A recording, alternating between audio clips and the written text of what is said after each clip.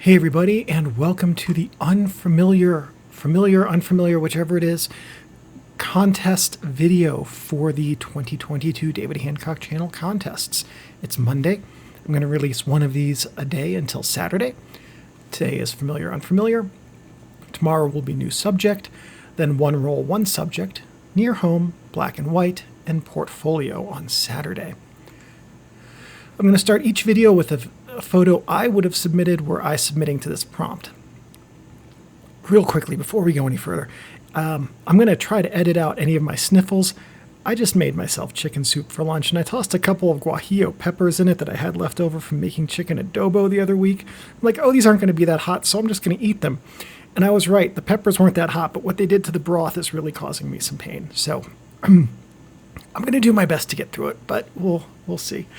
Anyway, so this photo is a self-portrait of me. And it was taken, I think, at 2:30 in the morning in downtown Washington, D.C., when I was there on one of my recent trips there. And this is right by the Smithsonian's on the National Mall. And so it's familiar because obviously I'm fairly familiar with myself, having known myself since, I was born. And then unfamiliar because I don't do a lot of self-portraits, not ones that I set up and specifically think about, and especially not ones in this setting, which is ambient light after dark, where the only lights are those street posts and then the reflections of the city light off the overhead clouds. So this was like a 20-some-odd second exposure. This was taken with the Nikon F5, and I think the 28mm 3.5, either that or the 51.8. I can't remember. This photo's probably in one of those two videos. And that would be the lens that I used for it. Anyway, so this is how I would have structured that prompt response, which would have been to have a familiar subject with an semi-familiar setting and an unfamiliar photographic style. So now let's go through and take a look at what everyone else submitted. Now, in sum, we had 33 people submitted contest entries and 19 submitted all 5 for the portfolio. So we'll take a look at all of the portfolios in sum on Saturday. But starting off this week, we're going to take a look at Ali Tarlani's Familiar, Unfamiliar. The unfamiliar, as I understand it, was on the left. Familiar is on the right. And so we have 2 portraits. And I think this is something a lot of people did when they submitted these photos, was to take 2 images and I put them together if they weren't already put together, so that we could juxtapose the familiar and the unfamiliar. So both of these, from a technical perspective, really good. Okay, so what's supposed to be in focus is in focus. Backgrounds, completely not distracting at all. Depth of field is appropriate for both photos, and there's a lot in that regard that's really going well here. The only complaint I would have about these, and the only thing I would look at differently trying to shoot something like this again, would be that both of these look posed, right? And that's something that's really easy to end up doing with portraits. And one of the things that separates portrait artists from other portrait artists is the way that they direct their models. So, for instance, if I were to shoot these 2 people like this, the one on the left, I'd ask her to do something. Run her hand through her hair or something like that. The dude on the right looks like he's posing and he has his elbow up against the wall or something like that. For both of these, I might try something like that similar. I might have them take a few steps toward me so that they're in motion while I'm taking their photo, and that's going to inherently make them look more natural, because instead of focusing on the fact that, oh my gosh, I'm being photographed, I need to stand like I'm being photographed, they're going to be focusing on that act of walking.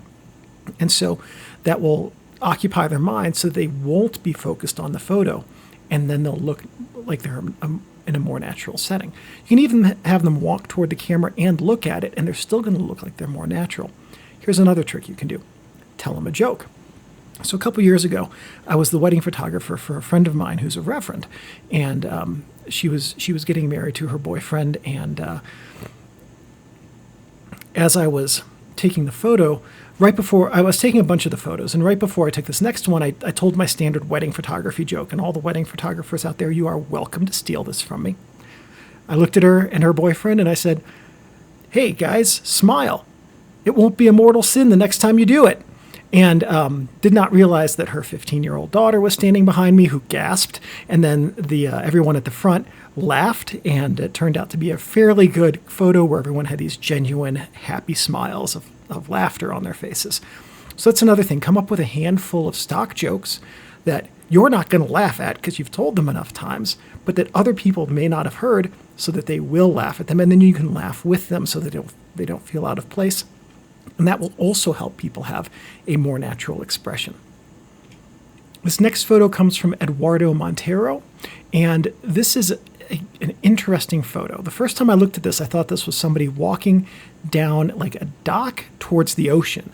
And then as I was looking at it, I realized that's not the ocean. That's like a hillside off in the distance. So this photo looks like it was taken, I'm 100% certain this will be the case, on expired color film. What we've got here are some really muted colors, especially in the cool tone space, and almost all of this image is cool tone. You've got blown out highlights, yes, and you've got some shadows that have a little bit of depth to them. But if you look at those shadows and the columns, they're green to blue to purple, right? And the subject, the person in the middle, is wearing blue jeans and a probably dark blue shirt. And so those colors of the greens, the aquas, the purples and blues really pervade the entire image, mostly. We'll get to that in a sec. And then there's also the structure of that they're inside of that has all of these converging lines in the middle, and those converging lines are drawing the eyes of the viewer to the person. And the person has red hair. It's the only red in the image, and it stands out, and it's in stark contrast to all of the cool tones of the image. So those image structure elements of the converging lines and then the image color elements of the warm versus the cool tones does a lot to say this is the subject, keep your eyes on the subject. So good image structure, good use of color. This next one comes from Carlos Diaz, and he sent in the two images that I put here, familiar on the left, unfamiliar on the right. I believe I got those correct. So we're going to start with the unfamiliar photo on the right because I do think it's a little bit stronger, though a little bit less interesting, and we'll get to that with the one on the left. On the right, you have a really strongly contrasted image. You still have full use of the whole zone system, but you've got a bright white subject surrounded by things that are in deep shadow. One of the things that's really working in here is the setting for the subject. Now, this glass jar is in and of itself an interesting subject to look at. It's got cobwebs and it's dirty, hasn't been used in a long time, and whatever was in it last wasn't really cleaned out.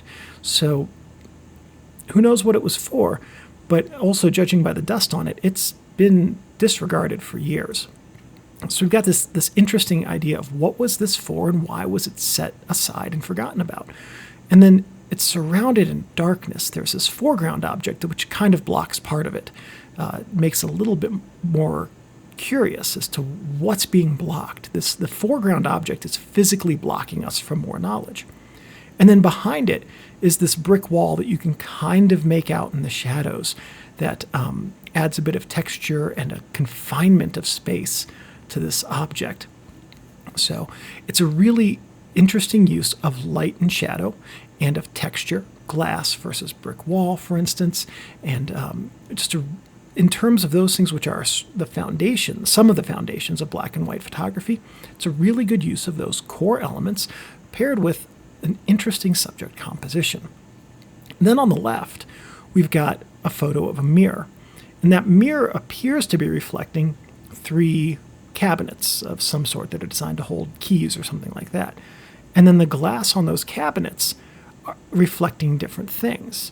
You've got the 2 cabinets on the right, which appear to be reflecting something outside of a window, and then the cabinet on the left, which appears to be reflecting both one of the cabinets on the right and then something in the other direction, maybe out of a door, hard to say.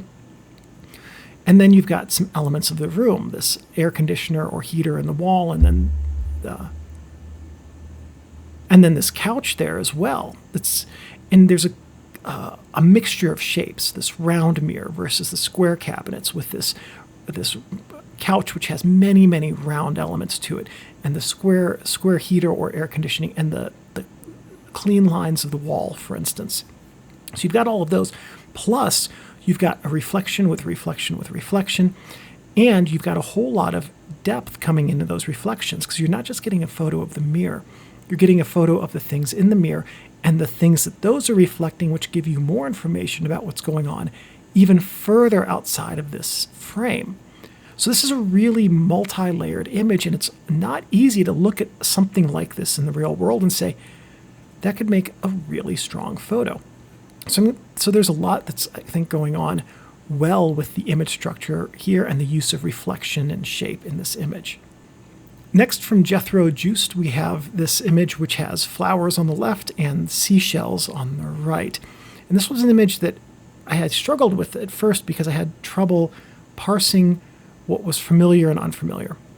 And I suspect that what we're going now in general, when we're talking about image composition and a prompt like this, you can take two opposites and put them into the same image and end up with something really strong. So let's take from a writing example, from a movie example. If you've ever seen Blue Velvet, that's a movie where the good guy is a good person, and then they're confronted with evil, and they're thrown into the same space.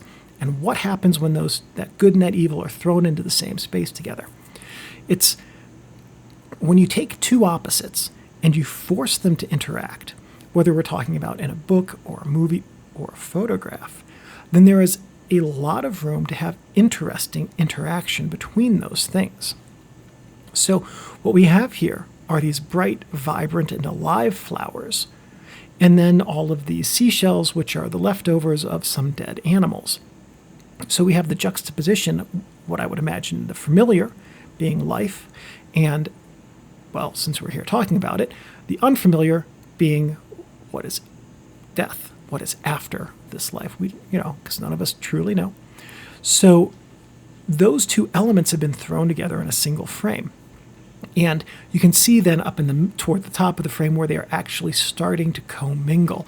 And so I think that's an interesting way of looking at a scene and saying, here are two things that are opposite that could potentially be a good composition together, and putting them into a single composition. And it's a good instinct to see the things that are opposite and figure out a way to marry them together in a frame. This one comes from Sam West, and he took two photos of an airplane landing. And I know I've been struggling to figure out what kind of airplane this is. It looks like the landing gear cutouts in the body look like a 737, but it looks like it's got covers on the wheels. Maybe not. Maybe it is a 37. Anyway, you can always tell a 737, at least. I'm not sure about the Maxes, but I think all of the other ones, because you can see the wheels on the underside of the planes, because they don't have covers over the wheel wells. Anyway, fun fact for today over. We've got a picture of the plane as it's coming in overhead while it's landing, and then we've got one of it actually landing. In the top photo, it's blurry because it's moving so quickly that we've got some motion blur. And in the bottom photo, it's blurry because the subject focus is this landing infrastructure that's in front of it. So we've got the familiar of the landing plane. And it's not hard to get photos of planes that are landing. You don't need anything much more than about a 300 millimeter lens, because planes are fairly large. Actually, they're very big. And so you can fill the frame with an airplane from fairly far away outside of an airport's perimeter. If you've ever been to an airport to photograph airplanes, you'll be familiar with the perimeter fencing, limiting how close you can get to it. And in the U.S., at least, it's a pretty good distance from the runway and the tarmac. So a lot of plane landing photos are taken outside of that perimeter with long lenses, but we still have the full plane, right? So then the planes taking up the frames in those situations are familiar. More unfamiliar to us are the actual pieces of infrastructure that help planes land. In this case, the lights leading to the runway that help guide pilots in to land at night. And that's what's in focus in the second photo, the unfamiliar aspect of airport infrastructure.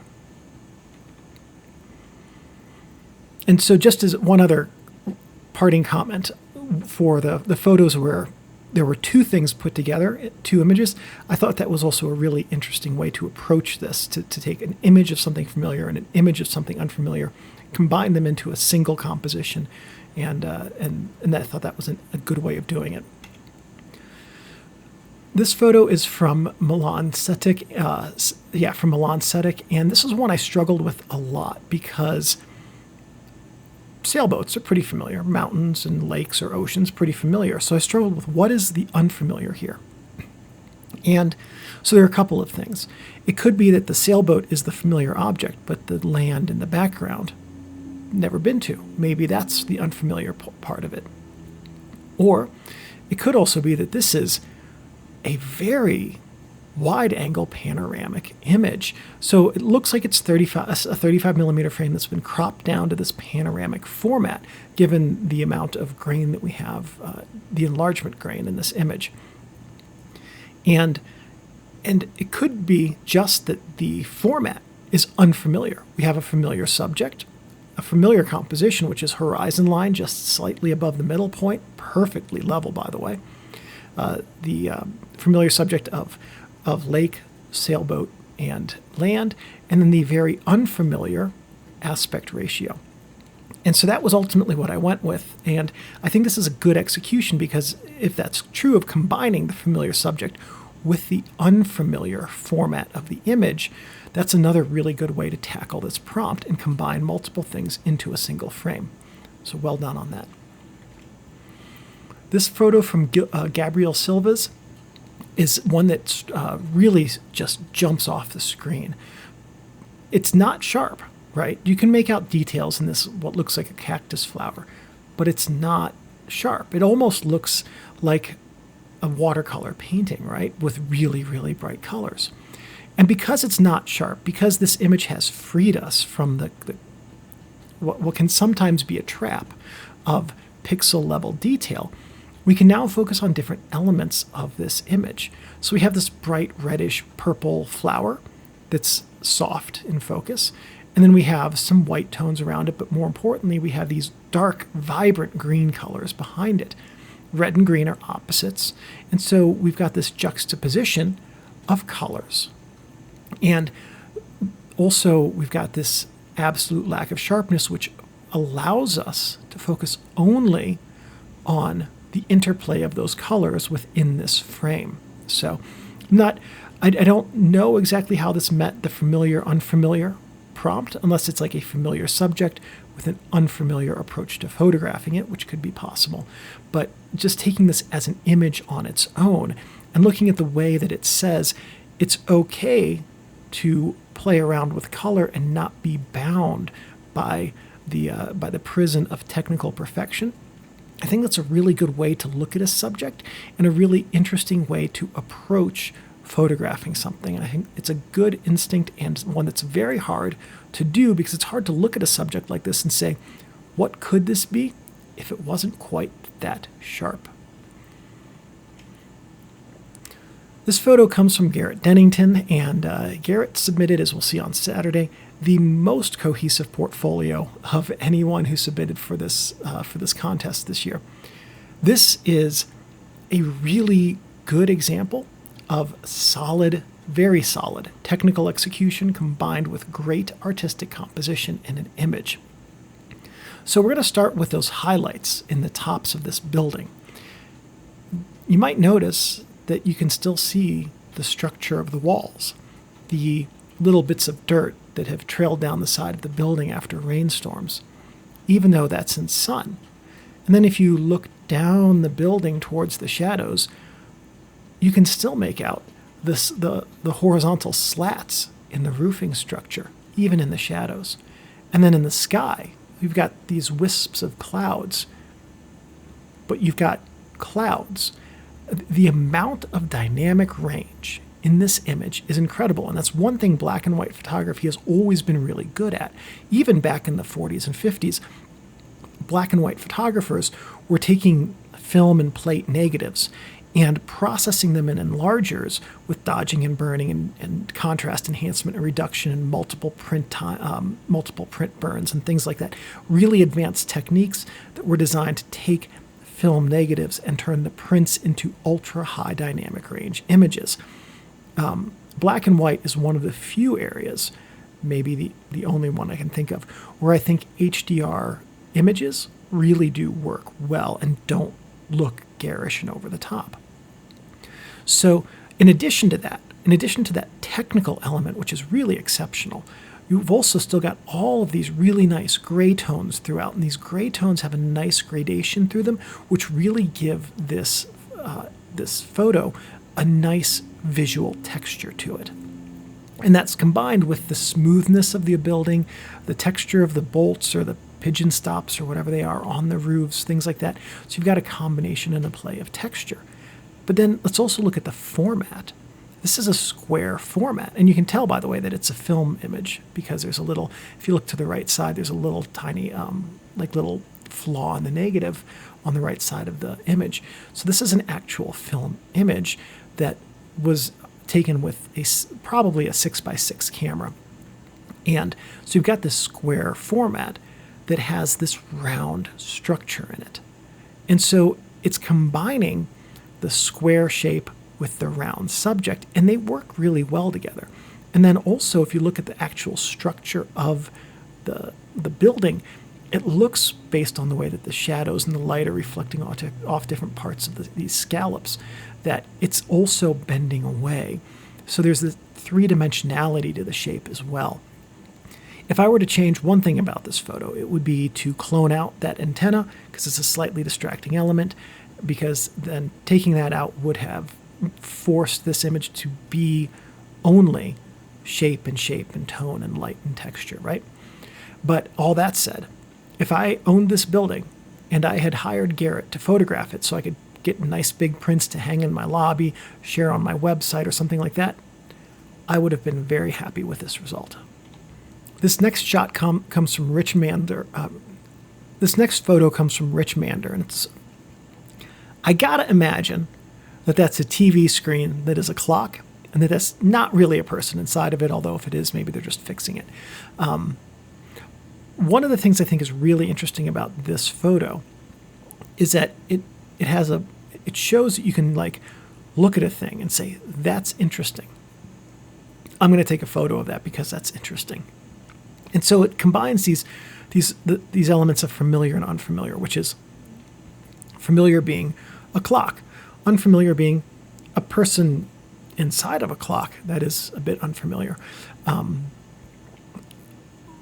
In addition to the instinct of looking at this and saying, hey, let's get a photo of this really interesting thing, one of the other things that's working really well in this is the use of tone. So if this is a photo that if you converted it to black and white, would work pretty darn well in black and white also, because there aren't that many colors in it, right? It's just basically white, blue, and black. So as a black and white image, those clouds would turn steel gray, and then some of the color artifacts in the clock would disappear as well. It would just, the clock face would just have texture. And then you'd still have this big block of shadow on the right side as well, which is, I think, really neat because it says all of this on the right side of the image. Don't bother looking over here. Focus on the left. And then on the left, you have some light loss. I'm going to guess it's just because the lens was shot wide open or nearly wide open. And so that also confines that, and then this diagonal line over on the left confine the viewer's eyes to the center part of the frame, which means that you're also saying, here is the subject, and then the person's face is just out of focus enough that you can't make it out, but just in focus enough that you can kind of see the details. So really good instinct to look at this and say, that's something that would be interesting to photograph, and a good way of going about it. So this is a really good execution for a photograph, this one from A.D. King. And it's basically, this is a nighttime shot of some storage silos. I initially thought they were grain silos, but I'm going to guess they're probably more for some sort of either road salt or some sort of industrial chemical or something like that. And this works very well as a black and white photo because you have the darkness of the sky with the stars peeking through it. And then you just have tone and shape and texture for everything else. So for this photo, you can tell that it was taken with a wide-angle lens. And you can tell that because of the way that some of the different angles are stretched at the peripheries of, or the content is stretched at the peripheries of the image versus at the center.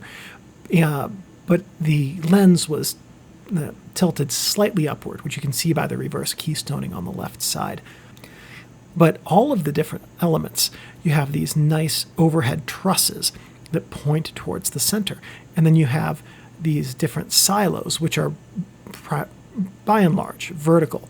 And they're also going towards the vanishing point, which is relatively in the center. And they have more of those trusses over on the left side, pointing again towards the center. So everything, and then you have the pipes in the foreground and what looks like some railroad tracks over on the left. All of it going to the center of the image and pulling the viewer's eyes there. But that's not what makes this photo, the stars being captured in this photo with structures that are lit only by ambient light, which is, by the way, a very difficult thing to do well and successfully, and especially with as much technical accuracy as is in this photo. That's not what makes this photo either. What makes this photo is the one object in it that does not point towards the vanishing point, and that's the truck that's in the middle. Everything else, the shapes of it, the shape of every object in it, except for that one truck in the middle, are being pulled towards the center of the image, towards that vanishing point. The truck on the right pointed towards it. All the silos, all of these overhead structures, all going toward it. And then we have this one truck that's just randomly parked sideways. If that truck hadn't been in this frame, it would not be nearly as successful of an image. And so it's a really good instinct to look at a scene like this and say, it's imperfect. It's not everything pointing towards the middle. There's this one thing that's out of place because it's not pulling the line that everything else is. And that truck really does make it. And this is a really, really well executed photo from a technical perspective as well as a structural and creative image. So very nice work on this one. So here we have a shot from Mengle and from Mengle Mod, and this is a tip I'll give you again when we talk in one of the later videos. I forget which one it is, about photographing animals. This is something I've developed over the years because if you've watched this channel for any amount of time, you know I photograph a lot of dogs. And so photographing an animal, like photographing a person, you want to have either both eyes, preferably, or at minimum the dominant eye in focus. So when you have the dominant eye in focus, it gives, once we look at a photo, our eyes are going to be drawn to what's most in focus, generally speaking. And so if the dominant eye is in focus, it gives us the ability to engage with the subject of the photo, not directly, but as the photo. So this is a technique that works really well with digital photography, but is a little bit more expensive with film. And what I'll do when I'm photographing animals is I'll put the camera into its fastest burst mode. And then as I'm photographing the animal for a portrait especially, this is true, I'll move the camera in and out an inch or an inch and a half in each direction. And yeah, many of the photos, nothing usable is going to be in focus, but there'll be a handful of them where the eyes or the dominant eye are in focus. And as you can see in this image, and what that prevents is what's happened in this image, which is that the shoulder and the body are in sharp focus. But I'm guessing that the cat must have moved just a little bit, and now the eyes are out of focus. So that's one way of burning through a bunch of digital files to get one or two really good shots. And really, that's what you need, is just a handful of good shots. This next photo comes from Urenson, and this is a photo of an office building looking upward at the office building. And this is really pretty much just a play of color and shapes, right? Because we've got the sky in the top, which is basically uniform gray. And because of that, the sky is just a shape. It looks kind of like a not a pendant. Maybe it's got a pendant shape to it. And then we've got this building, and it's a bunch of squares, which are blue, and then this white frame And then we've got along the top, the only thing that's not blue, white, or gray in the whole image is that little bit of rust along the roof. But there are two things with this image that I think, were it to be reshot again, that I would do differently if it were me. The first one is that because you're photographing, this building's being photographed either from a lower building or from the ground upward, there's this reverse keystoning. Okay, or there's this keystoning that you're getting. Because if you look at the way that the verticals on the outside especially are structured, they're pointing downward. They're making a V shape. And then another thing is that if you look at the center line of this building, the point that's nearest us, it's at a slight angle. So if you were to open this up in Photoshop, or I'm sure many of the other photo editors have this, and grab your horizon leveling tool, just put one end of that line at the very top corner and then drag it down that outside edge and let the image crop so that that's perfectly vertical. And then the rest of the image keystoning won't be an issue because that one line will be vertical and it won't feel like it's a little bit cockeyed. But there is one other thing about photographing buildings in this setting that can become sort of a distracting element. If you look on the left side, the top row of windows, you can kind of see what's inside. Some overhead lights with that like egg crate covering what could be a plant sitting next to the windowsill, and maybe a calendar on the wall over there on the left. You can kind of see the vents for the air conditioning or the HVAC system in the ceiling. You can even make out that it's got drop tiles in there. And that actually isn't a good thing, because human nature is to want to look inside of our neighbors' windows. Oh, what's going on in there? And so that inclination in your viewer is going to draw their eyes to that window, those four windows. But there's really nothing going on. If there had been a person standing in that third window from going outward from the middle, drinking a cup of coffee and talking on the phone, or looking like they were having an argument, like holding the phone and pointing their finger at the wall or something like that. Like that would really make this photo, because then being able to see into the office, it's like, oh, there's something very interesting going on in there. Right now, you're just like, oh, it's kind of empty.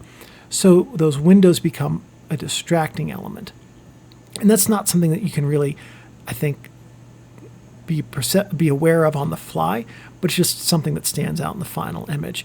And it also, by the way, is a tip for when different areas have different rules about photographing into private property, by the way. So if you're going to attempt this, you should know the rules and make sure you're not breaking them before you do it. But that is one thing that's worth noting, is that if there's going to be something like that in the image, it makes a little bit more sense if you have the ability to have something going on inside of that space. This next photo, and this is the last of the general ones, next we're going to get into the honorable mentions, is a photograph from Stephen Boyce. And this is an image of Ganesha with a flower wreath in very warm tones with this blue cool tone background. So one of the things I think that's really interesting about this photo is the way that color works in this image. So the subject is these really warm tones of browns and different hues of orange and yellow in the statue, and then this really bright orange flower wreath.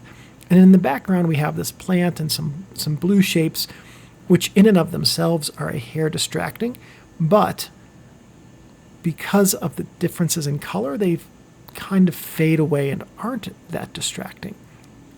What do I mean by that?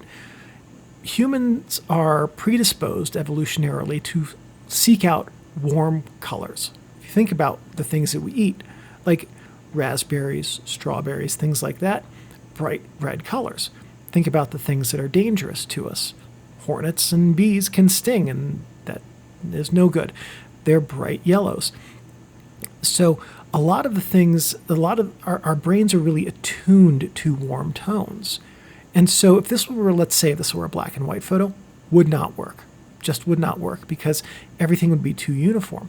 but having it be color shows a really interesting element of color photography, which is that color can be used to draw your attention to something specific and away from things that you don't want to have the attention drawn to. We saw this earlier in this video with the photo of the red-headed person on the walkway. So similar thing going on here, but this takes that same concept and like dials it up until the knob breaks. So really good use of color to guide the viewer's attention in this photo. Next, on to the honorable mentions. So this first honorable mention comes from Lukasz. Oh, good. From Lukasz. Sorry about that, Lukasz. I'm not going to be able to get your last name. So Lukasz sent me these two photos, and then I dropped them into this order. And it looks like it's a similar neighborhood at different times. Like they're both at night, but one has different color lightings, and one of them has the same color lightings. Interestingly, maybe they're different parts of the same street, or maybe they're different streets that are just composed similarly because one of them has the water in front of it and the other one doesn't. But this image, I really liked this pairing because it juxtaposes two different either parts of the same street or two different streets and shows them in different ways, even though they are the image structures show that they're not all that different. They're both photos of streets where there's an angle going towards the far end of the frame. And so in that regard, the opposite structure shows that they are both similar and different. And you can see in the houses that they're different types of houses, two-story houses versus single-story. They have different light styles in the street lights, things like that. The photographic style is different. The top image uses a lens which is probably wide open, and the bottom image uses one that's stopped down. And you can see that in the way that the lights have stars in the bottom and don't have stars in the top. Also, the bottom appears to be digital. The top appears to be film. So you've got a lot of things going on that are juxtaposed with these two subjects, and putting them together like in the same frame, whether it had been like this or left and right of each other, really shows those two things in stark opposition. And I think that was a really good instinct to structure this image with the two different streets going in different ways and having different types of composition and technique behind them. So honorable mention for that, because it looks like a whole lot of thought went into how these were composed. This next one is a portrait from Andrej Bjelakovic. I apologize for what I just did to your last name. And this is a photo of somebody on the street playing the accordion. So there's a lot of different things that could be familiar and unfamiliar. The person could be familiar, the music could be unfamiliar, or vice versa, for instance. Both could be unfamiliar, but in a place that is familiar to the photographer. This, just overall, really stunningly good photo. Really great portrait. What's supposed to be in focus is there's a little bit of hand motion from the accordionist. You can tell he's actively playing while this photo is being taken. It's not just posed. And you can see that engagement that he has with his instrument and somebody else off screen. So this is a really natural portrait, and I think really does a very good job of capturing who the accordion player is. Just really stunningly good capture here. This next shot comes from David Cockerill, and this, I'm going to guess, are some sheep in Scotland, probably. Those look like Scottish mountains, or at least somewhere in the UK. And so hard to say exactly what's familiar, unfamiliar. Maybe the distant is an unfamiliar terrain and the sheep are familiar to the photographer. But one of the things that I really liked about the structure of this is that a lot of the time we're kind of tempted to say, a lot of the time we're tempted to say, this is a landscape. We should take it in landscape orientation. That's why it's called landscape orientation, right? Well, one of the things that's really interesting here is because this is in portrait orientation, the line of that hill that the sheep are grazing on goes right through the middle and almost makes it look like this is two photos. But if you zoom in really close, and you'll just kind of have to trust me on this, the distant ground, it's not like a clean line. It wraps around the grass. So if this had been shot landscape, that wouldn't have been as dramatic. So this shows a really good use of how the image orientation can be used to amplify a scene, to make it look like it's actually two different places, not just separated by shape, but separated by color. The front is like a warm tone brown and with green, and then the distant is the this blue tone that comes from UV scattering of light over distance. And so it's a juxtaposition of distance, it's deep depth of field, and then there's this interplay of different color palettes in each half of the image, plus different subjects, small in the front, large in the back. So there's a lot of really interesting things with this image that are going on in opposition of each other. So really enjoyed looking at this photo. This next one comes from Tim Peters, and this is a war reenactment that Tim was photographing. And so for Tim, who photographs war reenactments, the subjects of this would have been familiar. And I think he also noted that the camera he was using was new to him on this, which was the unfamiliar aspect of it. One of the things that really I like about this photo is how gritty it is, and how the texture of the film and the lens imperfections really force this photo to feel like, take this photo and force the viewer to be in the scene with the subjects. So if you look around the periphery, you've got this kind of softness from the lens being probably fairly close to wide open. And then in the middle, you've got all of these, like, you've got a little bit of motion blur, which is pretty typical of actual real world wartime photography of the vintage that this would have been shot in, because of the limitations of camera speed and film. And then you've got a pretty good amount of contrast, plus a mixture of textures with the grasses, the tanks, the smoke, and the different elements like that. So there are a lot of different things that are being combined in this image that really work to make it a good image in and of its own right. Next up, from Stephen Boesky, we have a portrait of two women. Could be friends, could be strangers. It's kind of hard to say. Anyway, this photo is another one that looks like it's kind of posed, right? One of the things I really liked about this photo, though, is the way that it takes two people who look kind of similar, totally different. One's dressed in black, one's dressed in pink, different. One's got much lighter hair, much darker hair, things like that, and puts them in front of this like slightly blurry but colorful but also dark background. So, as we've talked a lot about in this section, there are a lot of places where different things that are different than each other are being forced together into the same frame. And then added to that the technical aspects of this photo are spot on, and it's definitely worthy of an honorable mention. The last honorable mention comes from Frank Wouters, and this is a photo of sliced bread, which I gotta imagine is pretty familiar to most of us, on a wood plank, which is only going to be familiar to you if you are a hipster who insists on drinking very, very hoppy IPAs.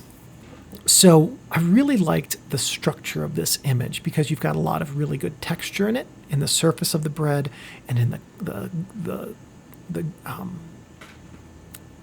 the structure within the bread. Then you've got this smooth wood surface, and then you've got the bark on the edge of it. You don't have anything in the background. It's just shot on a plain black surface. And then it's all warm tone colors with the exception of a handful of flirting with blue notes on the top of the bread. But then you've got these warm dark colors with also the flour on top of the bread as well, giving some brightness to the image. So this is one of those images that would probably be relatively decent as a black and white image as well. And so that what that means is that it has a lot of overall visual complexity and interest to it. Next up, we're going to go to the second place winner. And the second place winner is Rod Stewart. And this is a photograph of someone coming up on an escalator. So potentially a familiar person shot in an unfamiliar way, which would be a long exposure. You can tell by how blurry not just the peripheries are, but also the person who's standing there, their arm movements and things like that. This was probably almost an entire escalator ride, because if you are probably aware, the escalator rails move at a different speed than the escalator treads. And so if you just stand there, you kind of have to move your hand a number of times. And also you can tell looking at this photo, this was a long escalator as well. But I think that the way that this is structured, right, we've got all these converging lines, which we've seen a lot in this video, but we've also got motion and blur, and all of that. All of these things are kind of like technical imperfections, right? But they all combine to create a visually interesting photo. Like, who is this guy? And how long was it? And, oh yeah, this is actually just a really neat photograph to look at. So, well done on this one, Rod. This one jumped right... When I judge these things, I put them all up in the folder together, and I switch it to extra large as the preview to see all the images, and then I just take a glance at them to see which ones I think like jump off the screen at me, and this was one of the ones that did. So the first place, because you haven't seen your photo yet, so you've got to know it's you, is going to be Dymtryo Chaika. For those of you who could take a guess at where this photo was taken, it came to us from Ukraine. And so it's pretty obvious what's familiar and unfamiliar here. And that's one of the things, there are a number of things that made this first place. One of them is that it is really obvious. We've got the familiarity of a guy riding his bike, people doing, well, road work, sort of, and then the unfamiliarity of a tank, right? So that's not something that people in Ukraine were too familiar with, dead tanks on their roadways, until, about a year ago. So this really hits that element of the prompt right out of the ballpark. In addition, just the visual interest and the overall image structure of this is fantastic. Like, you know exactly what you're supposed to look at. You're supposed to be looking at that cyclist who's just trying to get on with his life. And in the background is a tank being lifted by a crane. Like, if you took... One of the reasons that I picked this one as the winner is not just that it's it's not just compositionally great. It doesn't just hit the prompt really well. It says a whole lot about what's going on over there and about the subject, this blurry guy on the bike, because it says that despite everything, he's just going to try to get on with having a life. So really exceptional photo. And as soon as I saw this, I just thought that, you know what, that's going to be a very, very hard photo to beat. And it turned out to be impossible to beat. This was really good work. So thank you, everyone, for listening through all of this. Dymtryo, I will reach out, or you'll reach out, one of us will. And with all of the winners throughout this week, we'll coordinate getting your prizes to you. And thank you all very much. I will see you tomorrow as we talk about the new subject winners.